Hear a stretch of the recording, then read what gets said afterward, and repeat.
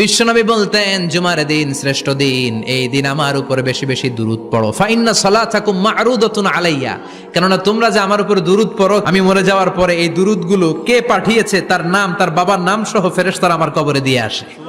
সাহাবারা বললেন, ইয়া রাসূলুল্লাহ কাইফা সালাতুনা মা'রুদাতুন আলাইক, আপনি মরে যাওয়ার পরে আমাদের দুরূদ কেমন করে আপনি দেখবেন? ওয়াকাদ আরিমতা, আপনি তো পচে গলে মাটির সাথে মিশে যাবেন। বিশ্বনবী বলেন, ইন্নাল্লাহা হাররামা আলাল আরদি আন তাকুলা আজসাদাল আম্বিয়া, নবীদের লাশকে খেয়ে ফেলা, নবীদের লাশকে পচিয়ে ফেলা জমিনের সব মাটির জন্য আল্লাহ হারাম করে দিয়েছে। নবীদের লাশ পচে না, নবীদের লাশ গলে না। যারাই বিশ্বনবীর উপর দুরূদ পড়বেন, আপনার নাম সহ, আপনার বাবার নাম সহ, মালাইকাতু সাইয়াহিন, একদল ফেরেশতা আছে শুধু রাউন্ড দেয় গোটা রাসূল সাল্লাল্লাহু আলাইহি ওয়াসাল্লামের উপর তারা বিশ্বনবীর উপর দুরূদ পড়েছে।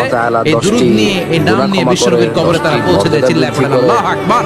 10টি রহমতের নাজিল পাঠিয়ে দিন। আল্লাহুম্মা সাল্লি ওয়া সাল্লিম আলা নাবিয়িনা মুহাম্মদ।